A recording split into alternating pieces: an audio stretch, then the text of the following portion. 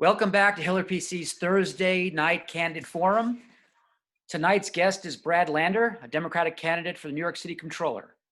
I met Brad about 15 years ago when our sons faced off against each other in an intramural basketball game. Brad and I coached against each other. I won't tell you who won. Despite having known Brad for quite some time, Brad and I have rarely discussed politics, and so I learned quite a bit about Brad in preparing for tonight's interview. Brad has been a member of City Council representing Park Slope and parts of Carroll Garden, Cobble Hill, the Columbia Waterfront, Gowanus, Kensington, and Borough Park since 2009. While on the council, Brad counts among his accomplishments having co-founded the Progressive Caucus, having developed legislation, establishing participatory budgeting, paid sick leave, and the Independent Expenditure Disclosure Act, which imposes some of the most aggressive disclosure requirements on super PACs in the nation. Before serving on City Council, Brad was the executive director of the Fifth Avenue Committee and later the director of the Pratt Center for Community Development. Currently, Brad is a candidate for New York City Comptroller. We have quite a bit to cover this evening, so without further introduction, it is my pleasure to introduce City Council member Brad Lander. Hi, Brad, how you doing? Great, Mike. And a big job of the controller is telling the truth. So I have to be honest that you won every time we ever faced off against each other. It's very nice of you to say, Brad. Thanks. All right, I want to jump right in. We have so much to cover. So many things are going on in the city right now, and I'm going to jump right in if that's okay with you, Brad. Great. By the latest estimate, New York City currently has 80,000 homeless men, women, and children. That's one homeless person for every 106 New Yorkers. One of the ways the city has addressed homelessness, particularly in congregate settings, is to use hotels and other private facilities as a means of transitioning homeless individuals to permanent housing. Do you support such a plan? And if so, how can we make it better? And if not, what can we do to address the shame that the wealthiest city in the world still hasn't solved this terrible problem? Seriously, and let's just start there. I mean, think about what New York is and how much good we do and how much resources we have. We can make sure every single New Yorker has a home, and it is to our great shame that we are not doing it. I did and do support the use of hotels instead of congregate shelters during COVID. I supported this legislation with Steve Levin. I was one of the few early co-sponsors to say, we know that COVID-19 will kill more people if they're in congregate settings. And so during this pandemic, we need to use hotels to enable people to be isolated. And I think we saved many lives as a result. Now, there's opportunities to do better. We have a lot of closed hotels, and it's going to take a while for our tourist economy to come back. So I believe it's worth the city acquiring maybe 10% of the hotels that are 100, 150 units and converting them to permanent supportive housing owned by nonprofits that give people a permanent place to live, not just a shelter room. It's good that New York City has that right to shelter law so people can get off the streets, but the real goal must be to get people into permanent, affordable, and supportive housing. And we really have a great moment to do it right now with a lot of closed hotel rooms and with American Rescue Plan money. It would be a good moment to act boldly. Well, we've been, one of the hotels in question that has been used as a temporary facility has been the Lucerne on the Upper West Side. I know you've been involved in that, and so have I. So do you see the Lucerne as a model for this sort of program, or do you see it as one that could be beneficial with some improvements? Excuse me as I deal with our dog. I'm sorry. Very good. We love your dog.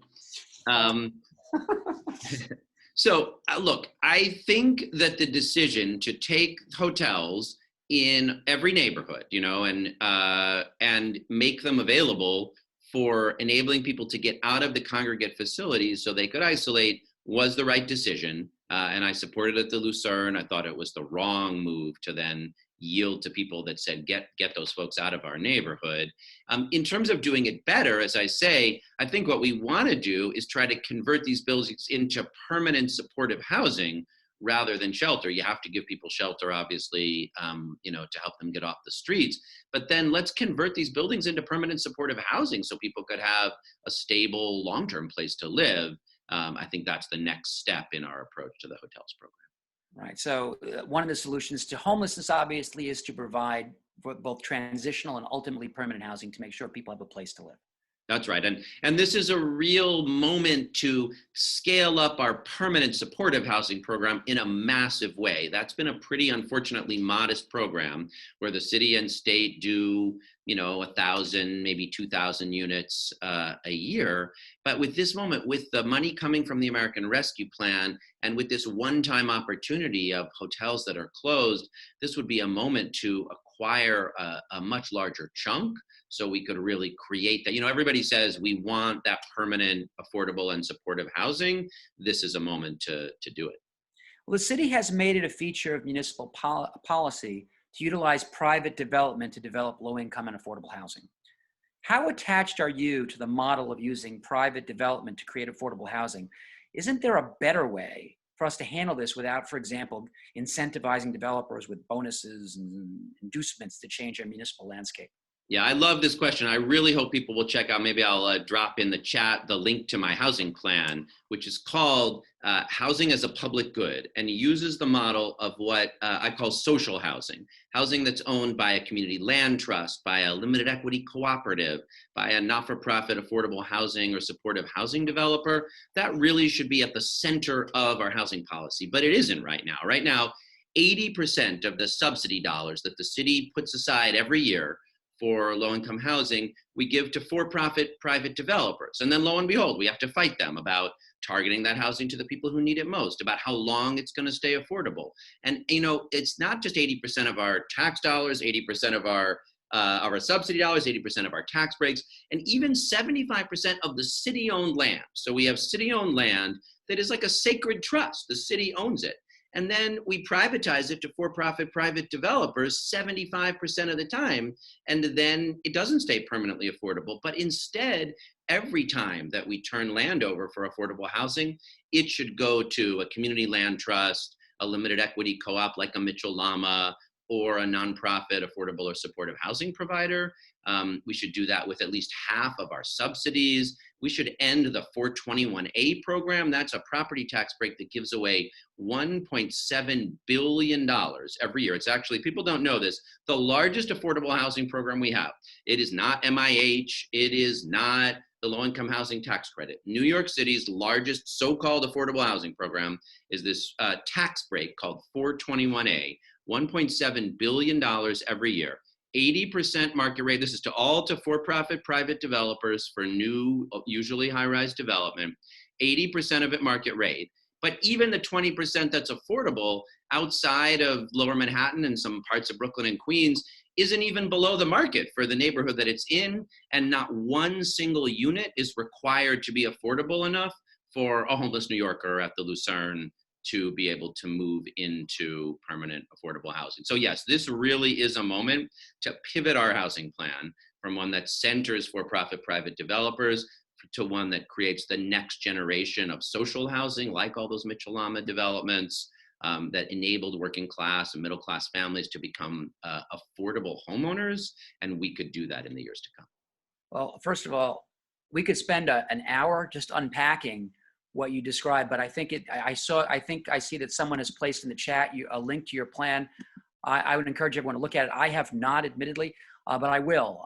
It's an important thing for us to address because as a lawyer who represents communities and neighborhoods against the very developments that you're describing, I too see that what happens is the city, with, I'm assuming, the best of intentions, wants to help develop properties in a way that also provides private housing to low and middle income individuals. Inevitably it becomes a boon to developers and private development, and people just don't get the benefit. And look, most land is privately owned, so there's going to be a role for private developers, and we're going to continue to have debates about the zoning issues and all the things you guys work on. But with the city-owned land, with the city subsidies for affordable housing, with our tax breaks, let's center entities that are about affordable housing, that are about housing as a public good, like those land trusts, like those nonprofit supportive housing providers. It does not make any sense to center for-profit private developers with the scarce resource of our city-owned land and subsidies. Fair point. Okay, so I'm going to change gears for just a second.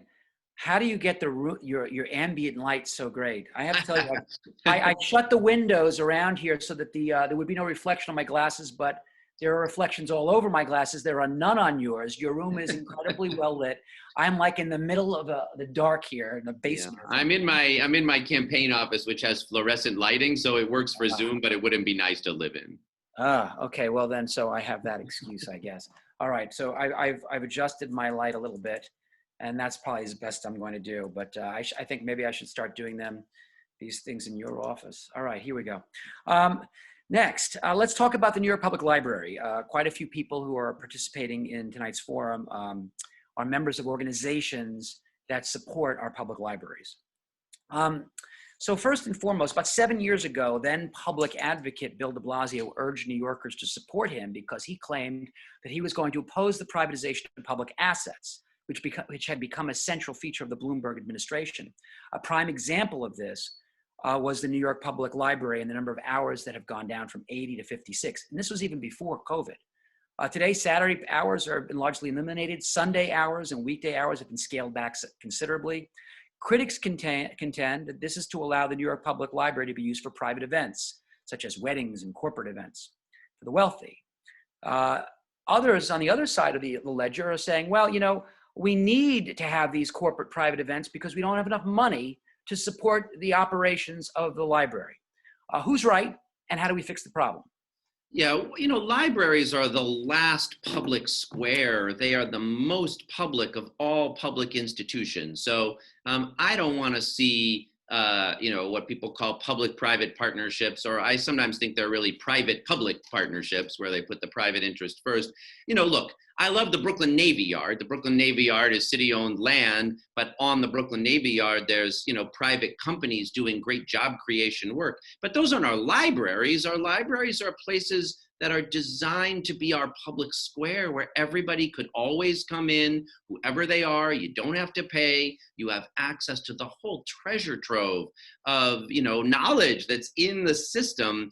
I've put a lot of public capital through both participatory budgeting and my own office. I'm lucky to have 6 different branches in my district, and I do not want to see the libraries go the way of having to have private events. And we should provide the public resources for 7 day a week. The library should be open 7 days a week.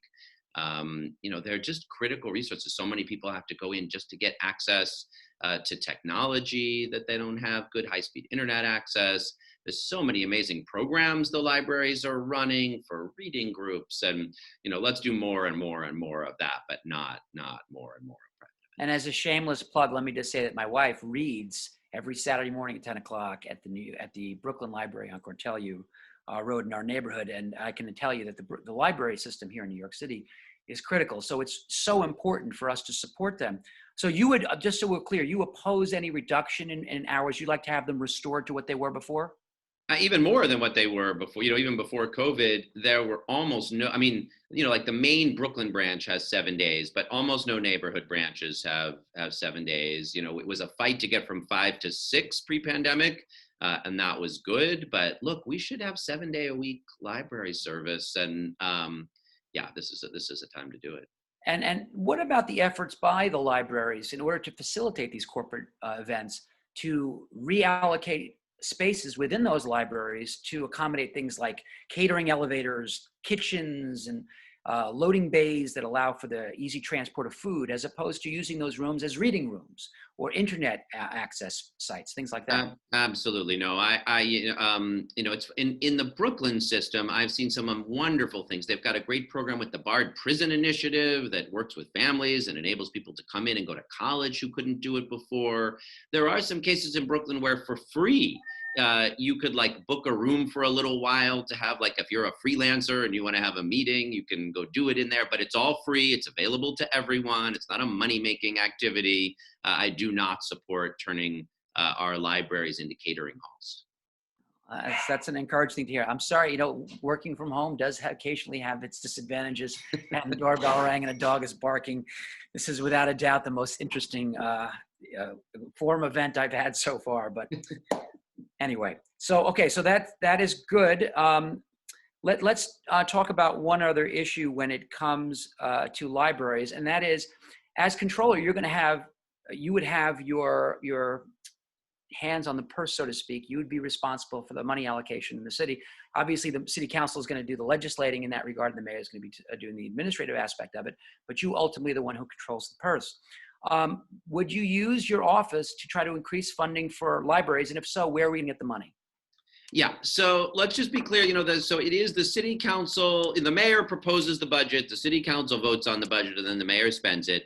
The role of the controller is a couple-fold. First, when that budget is proposed, you get to dig in and say, what you think is solid and what you think is not. And obviously, you got to tell the truth. If we're spending too much, you have to say the budget has to be balanced. If the mayor is overly aggressively projecting that, real estate taxes are going to go up, you have to say, well, we got to first be honest, because we want to have our libraries open 7 days a week, but we can't spend more than we're bringing in. And the comptroller really has to balance between those things. Now, you can make other suggestions. So I suggested before, let's end that 421A program, so we're not giving away $1.7 billion a year to for-profit private developers for mostly market rate housing. A little tiny chip of that $1.7 billion would be enough to get 7-day-a-week library service. So you can propose alternatives like that the council and the mayor could use.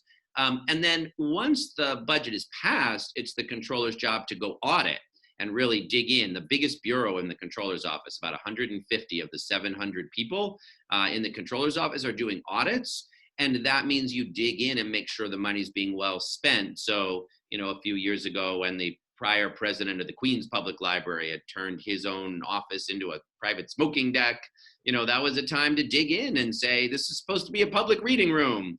And just make sure we're getting maximum value for our dollars wherever we're spending it, whether that's in the libraries or in our affordable housing programs or in how we're picking up the garbage.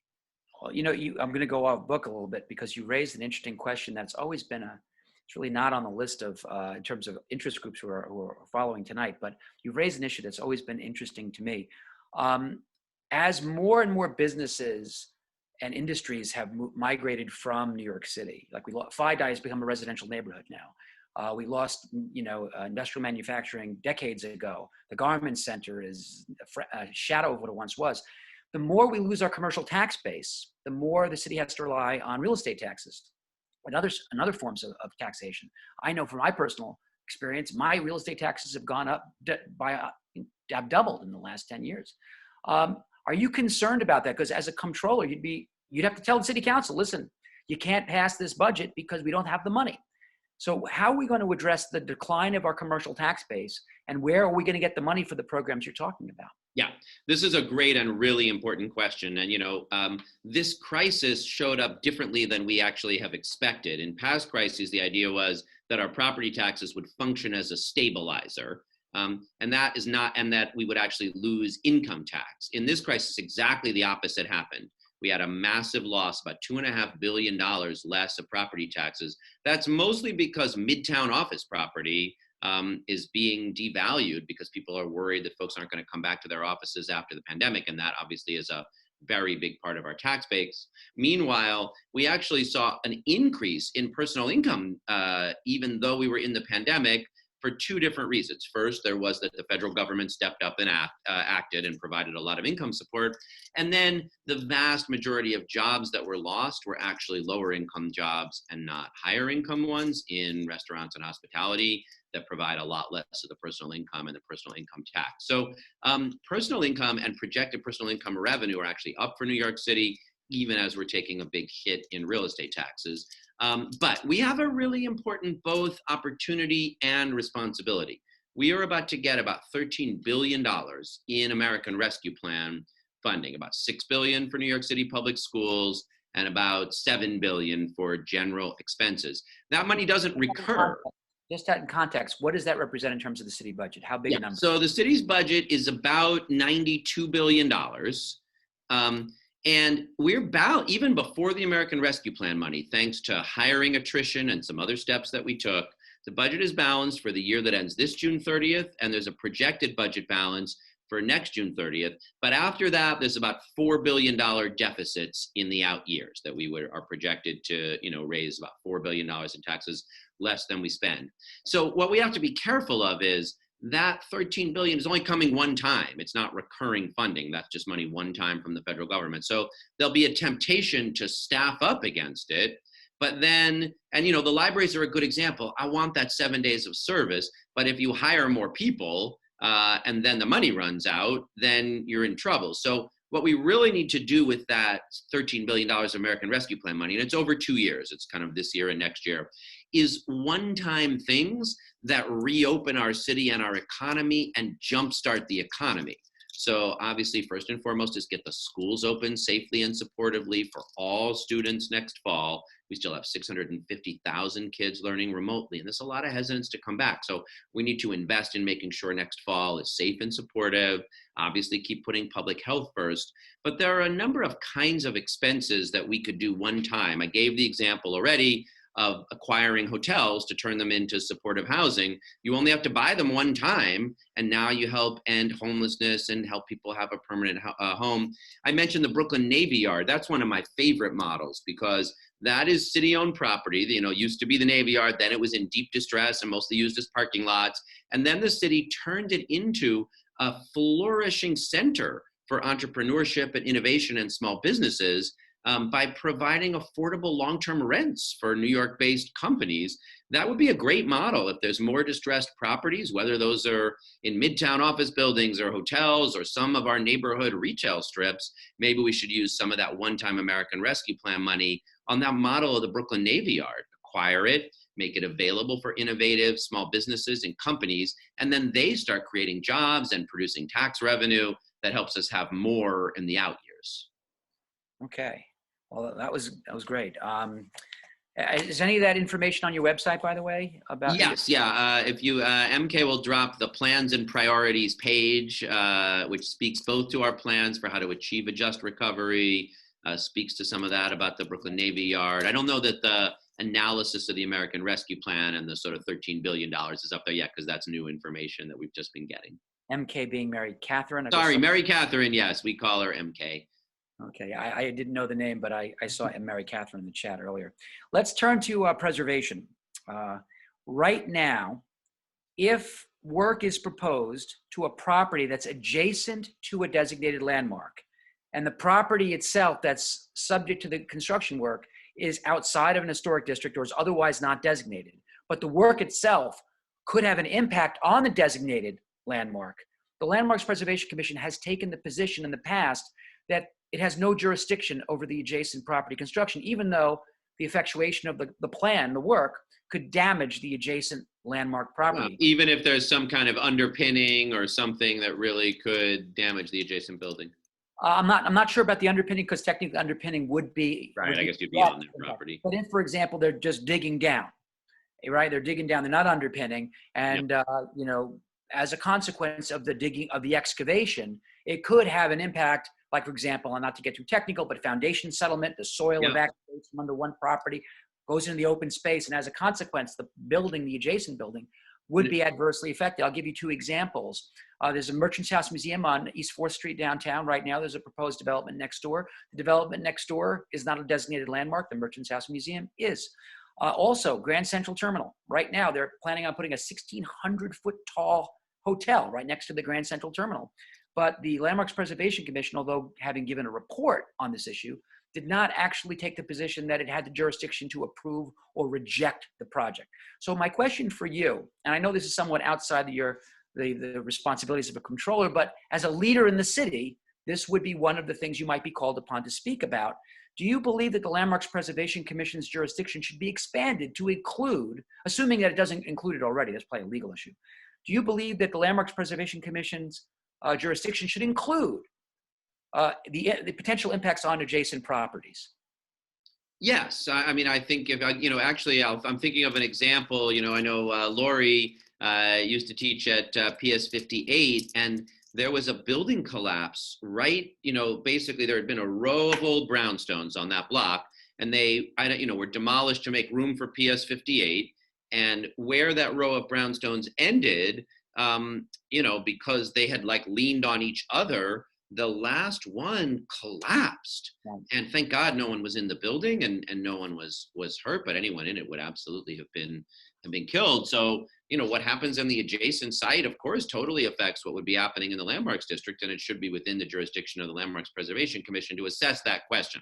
Some things next door might not pose a risk to, you might be allowed to build an out of character building if it's outside the historic district. But Right. if the construction might damage or affect the landmark building next door, absolutely the LPC should have jurisdiction. One other example here, the LPC, to their credit, has found that post-calendaring a building, they have oversight, because if they don't and they calendar the building and the people demolish it or change it before they would vote on it, of course that would totally undermine the landmarks law. So they have been sometimes a little more expansive in their view of their powers, and I'd welcome them to do that here. Or if there need to be a change to the law, let's look into it. All right, that'd be great. Let's talk about zoning. And before I get too deeply into this, for those who are watching, I have no intention of discussing the Gowanus rezoning. I mention this because Brad is a proponent of the rezoning.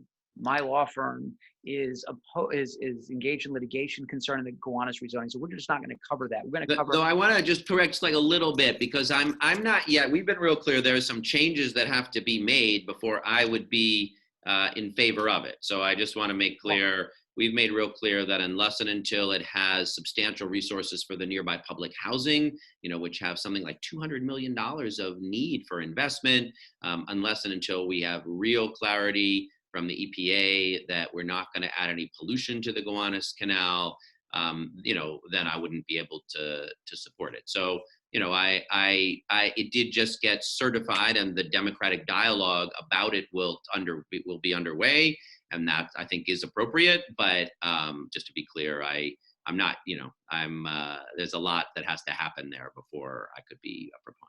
Right.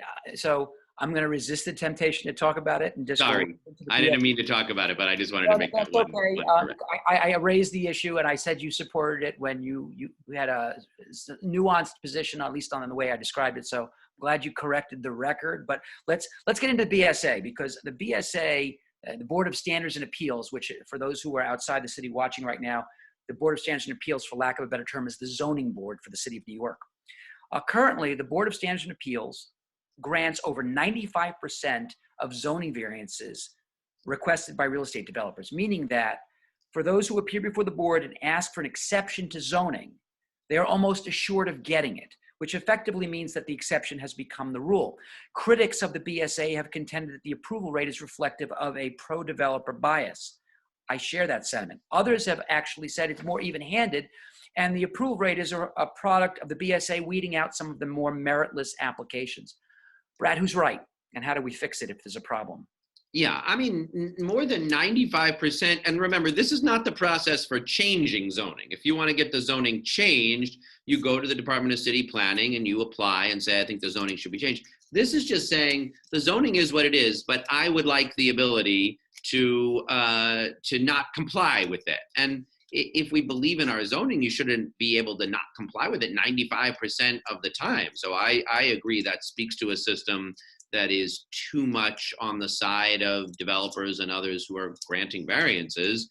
I think there's a number of things that are a challenge there. First, that system is set up so that you have to be kind of a specialist, an architect, an expediter, a developer, to understand how it works. There's some sophisticated community groups, but in a lot of neighborhoods, they don't have that level of expertise.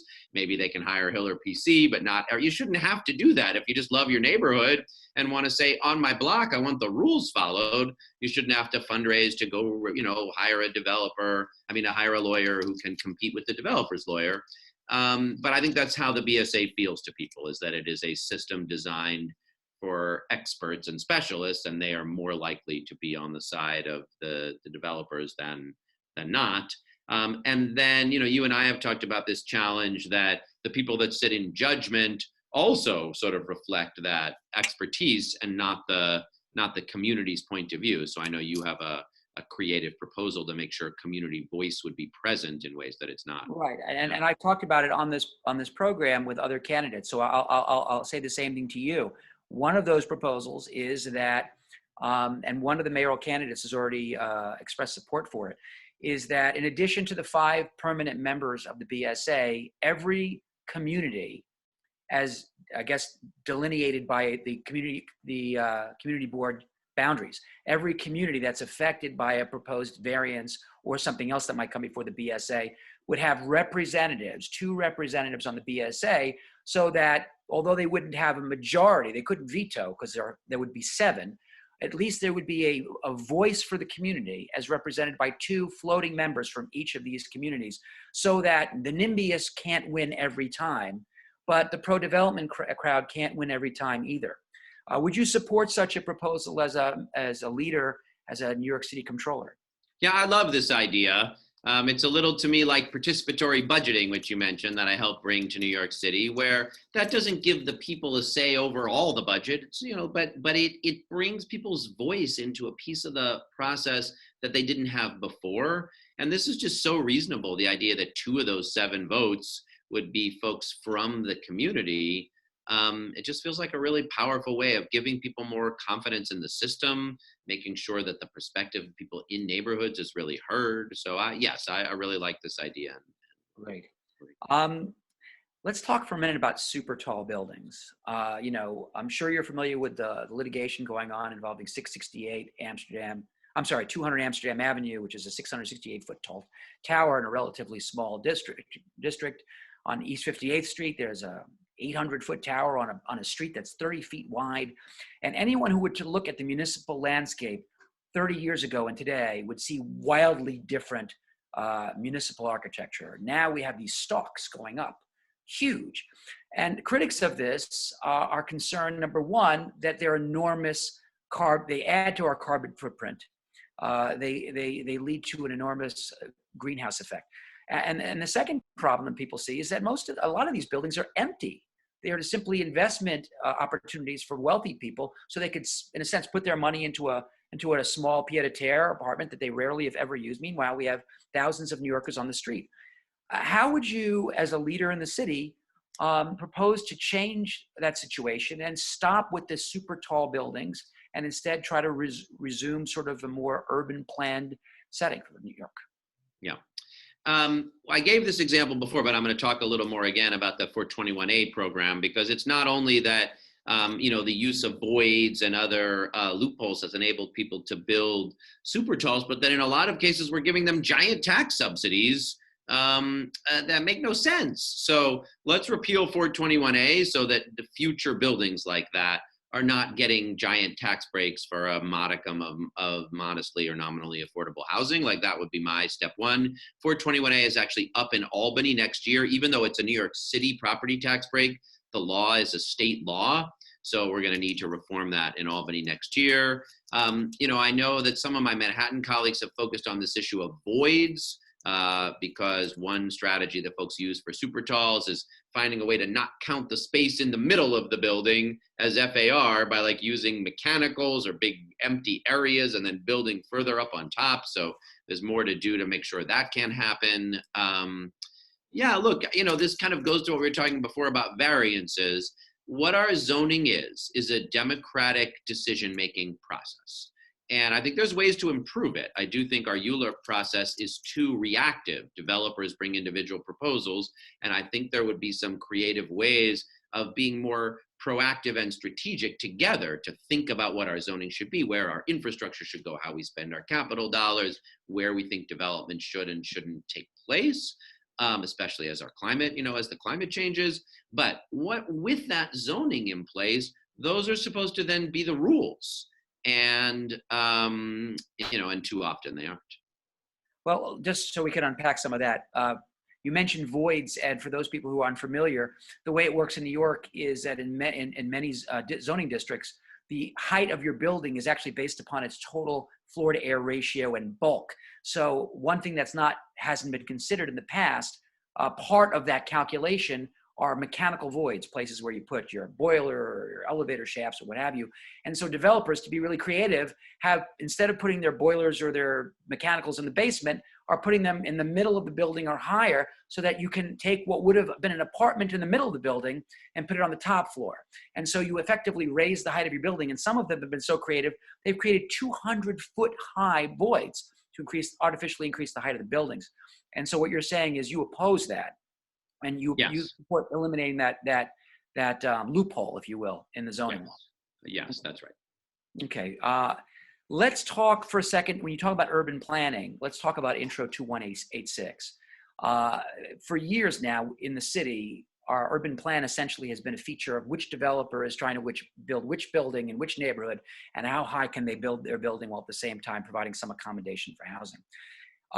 The criticism of that is that the zoning in the city and the planning in the city has been haphazard. So the proposal has been, as I understand it, and you'll correct me if I'm wrong because you're on city council, but that you would have an urban planner, someone like a Robert Moses type, who would go in and sort of design an urban plan. The critics of the proposal, however, are concerned that if the developers get control of that individual, or worse, one of the developer becomes one of those individuals. Well, the problem with that is that, the problems we have to now would be a fraction of what they could be. On the other hand, if we don't have someone doing that, we're still on the same path we're on now. So how do we fix the problem?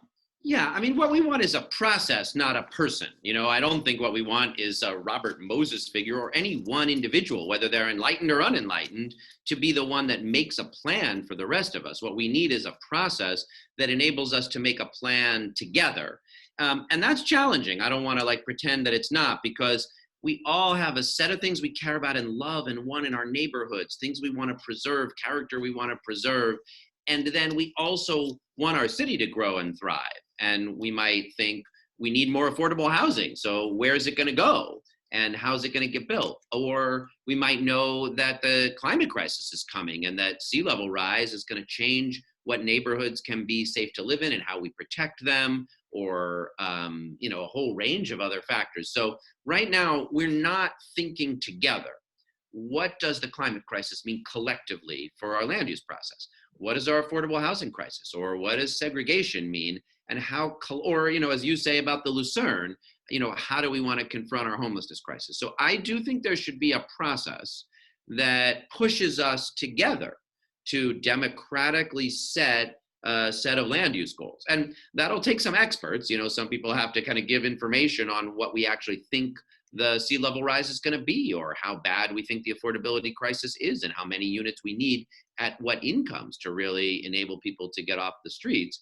But then I think there should be a sort of citywide planning part of the process where people in communities have a real voice, but we're answering some broader questions. How do we think collectively about the big picture questions? And then once we set those goals together, not a Robert Moses figure, but collectively, then there can be a conversation in each neighborhood. What do those things mean? And then people really need to allow the give and take that's going to take place, because we might say, here's how many more units of genuinely affordable housing that we want. Where are those going to go in people's communities, and try to have a better dialogue with people about what that should look like. So that would be a more proactive and strategic planning process, but it would not put the decisions in the hands of one individual kind of master planner. It needs to be a process of comprehensive and community planning that sort of go back and forth. It'll probably take a couple of years to do that well. Yeah, I think Intro 2186 is a good start in the conversation. I guess that's what I would say. I think it is an offering to get us started in how to have a better process than the one we have. But I think we're going to have to, evolve it and make some changes to get something that really achieves it. Well, so that was actually, you preempted my question, but just so we're clear, in its current form then, because 2186 doesn't really do all of those things, at least not now.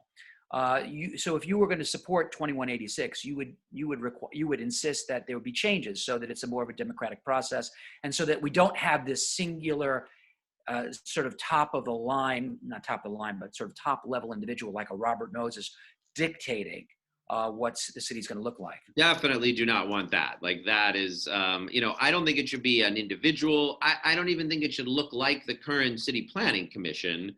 I think it needs to be a more iterative process that makes room for a range of voices. So yes, there will need to be changes to 2186.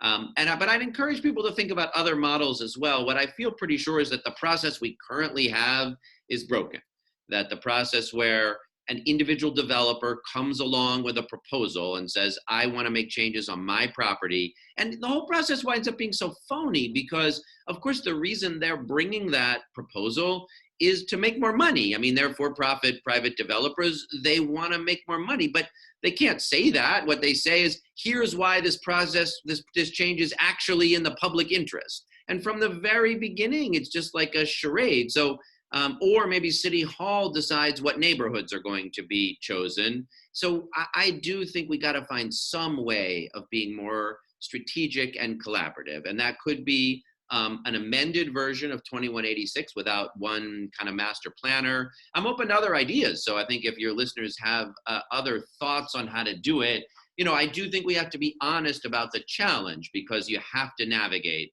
between shared collective citywide interests and individual neighborhood interests. No one would ever say, I'd like to have a sanitation garage, that close to my house, but we need sanitation garages. So we need a planning process that navigates between our broad shared citywide interest and our love of our communities. And that's not what ULIP is currently doing for us. So I think it is worth thinking about how we get a more thoughtful approach.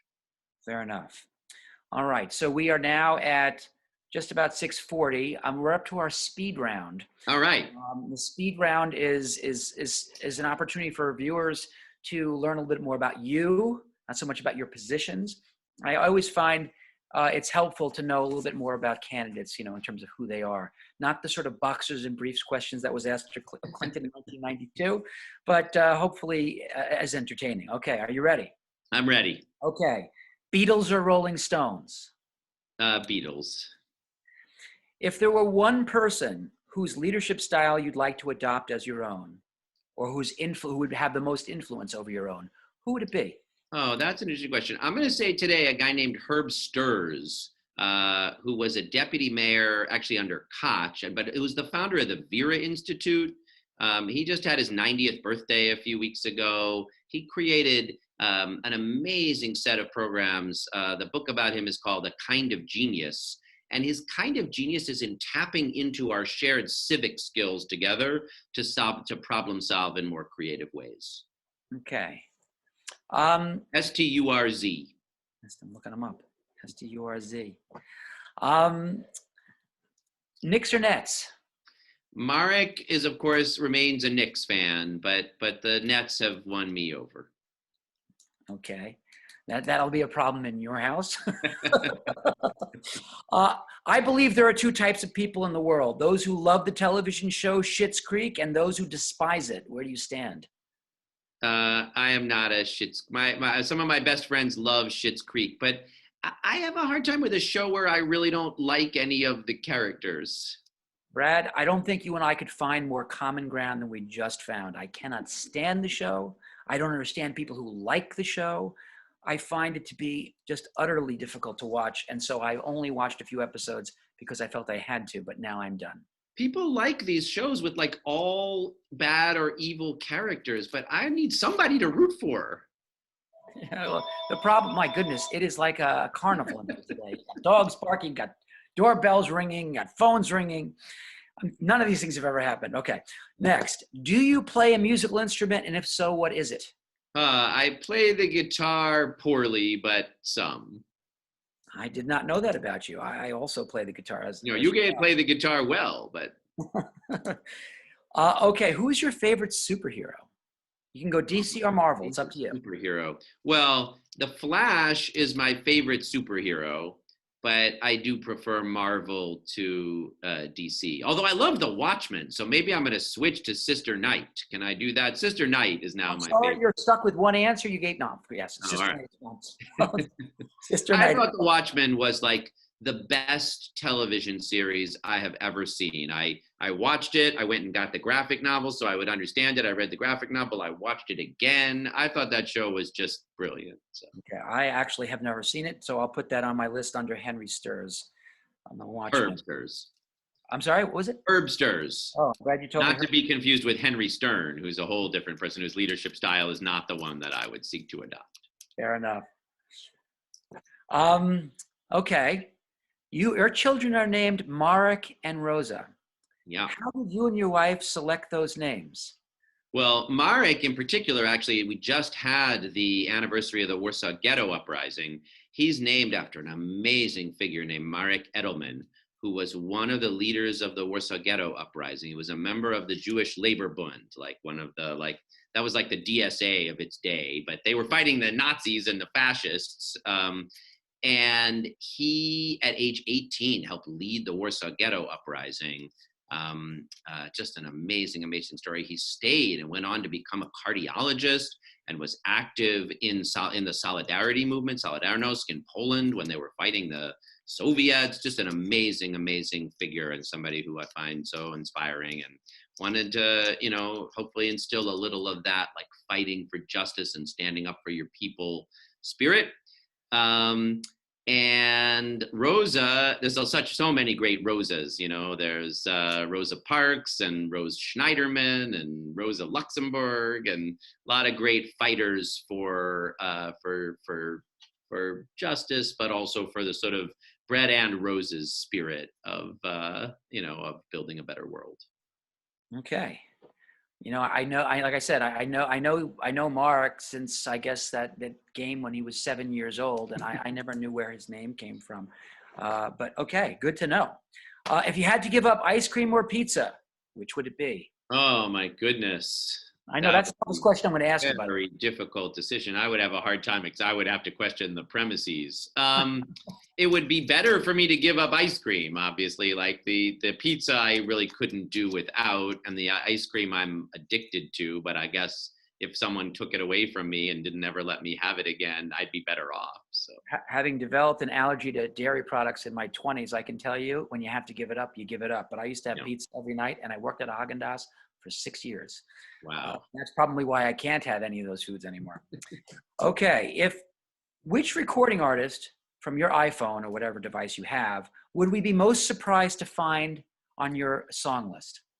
Oh, that's interesting. I guess because that requires you to have expectations about me. I mean, like there's like a lot of the Clash on my iPhone. I don't think people would like think of me as a Clash listener.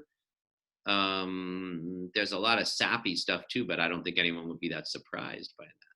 No, the Clash was the Clash definitely is not what I would associate like Brad Lander. The Clash, of course, no. All right, so then that's a good answer to most surprised. That for me, it'd be most surprised. Okay, and lastly, which is your preferred print news source? You can give up to 3 answers. We still get the New York Times print paper delivered 7 days a week. And so I guess that is definitely one. I'm glad that the Daily News is still around. So I'm going to give them a plug. I'm trying to think what's left in print because there's so much online. What are my remaining print? Because then I listen to so many podcasts. All right. You're allowed to list up to 3. You don't have to. All right. I mean, we need more print sources. I used to love getting, such a wide range of magazines. I do love the New Yorker, So yeah, and I was actually just with the New Yorker union demanding a better contract for the staff at the New Yorker. So I want them to do right by their workers, recognize their union, give them a good union contract. Right. And if they do that, then I'm going to give them my third plug. Okay. Not until they do. So this was like a slow speed round, but it was faster than the other part. So it was like a speedier round. I've gotten a few questions on my phone from people. So I'm going to just pass those to you. They didn't come through the chat for some reason. And I should point out also that my wife's brother has telephoned me 14 times during this interview.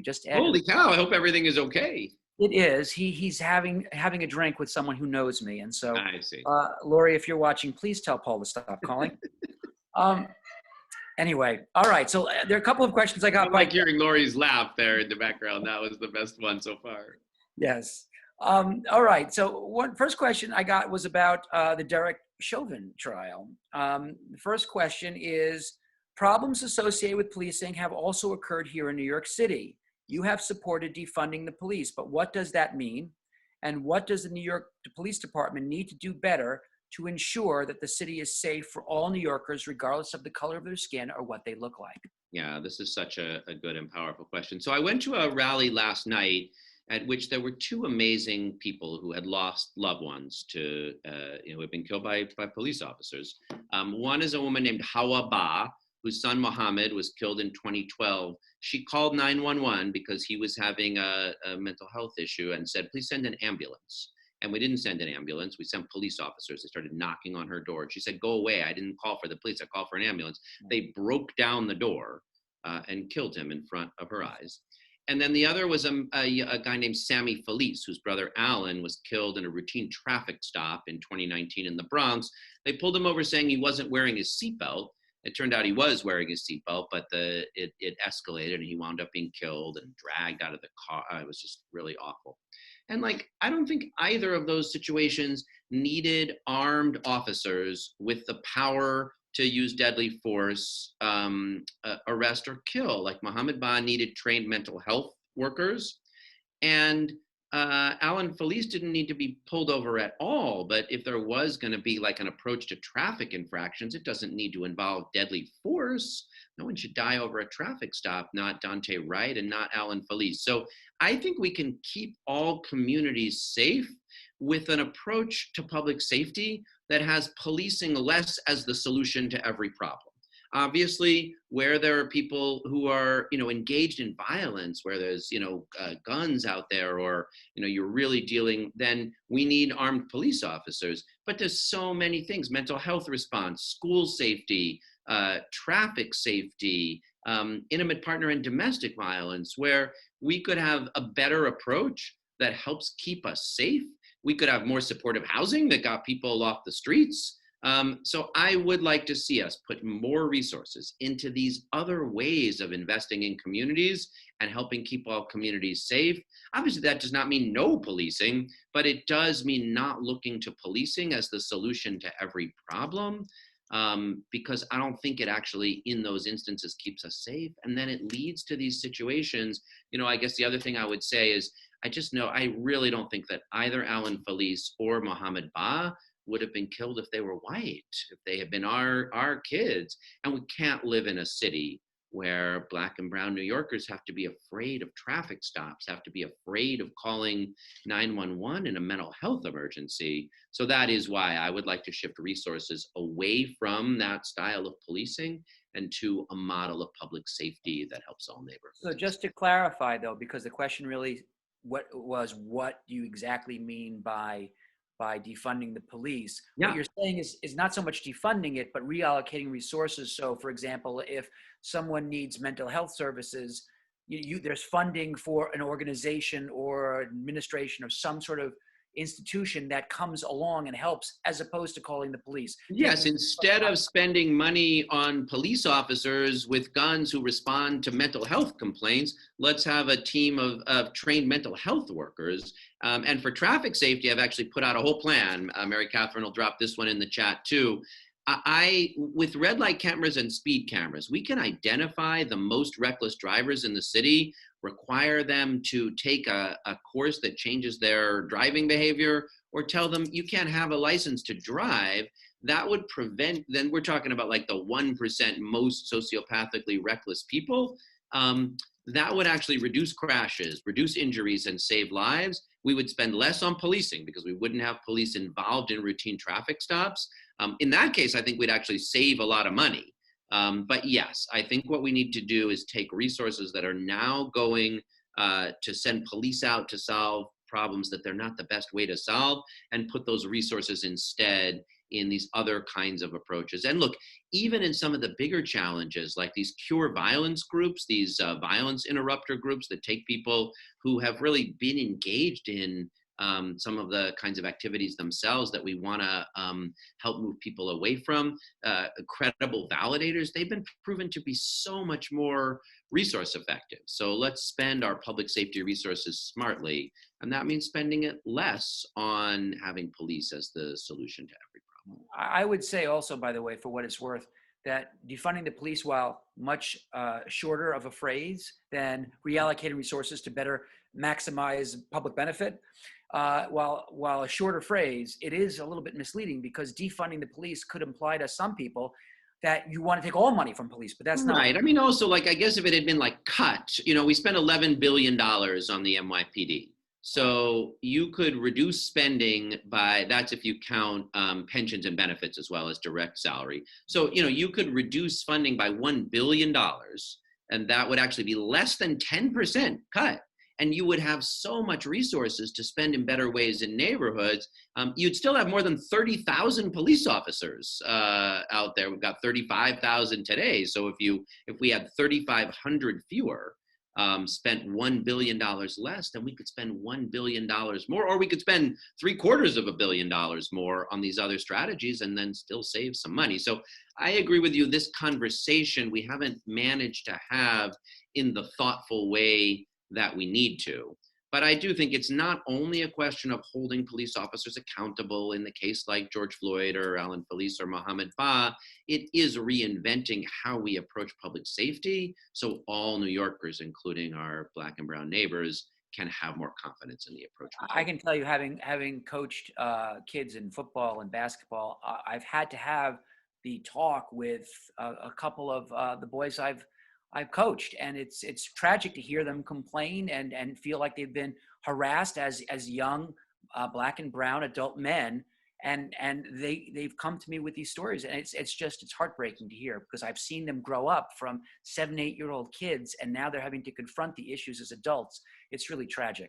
Mike, can I ask you a question? Because I see in the chat that Marek wants to ask about what New York City should be doing to take advantage of the fact that weed is now being legalized. And I mean, this is a thing for you to ask me questions, but this is one where you know more than I do. So I'd love to ask you, what do you think New York City should be doing to get ready in the most thoughtful way to benefit from marijuana becoming legal in New York State? Well, first of all, I should tell you that Mark's is the second question that I got on the identical issue. It was actually the next question I had. And then I saw Mark's question pop up in the chat. So this is something that a lot of people are interested to hear about. The question that I was going to ask you was, how do you foresee New York City maximizing economically from the legalization of cannabis for adult use?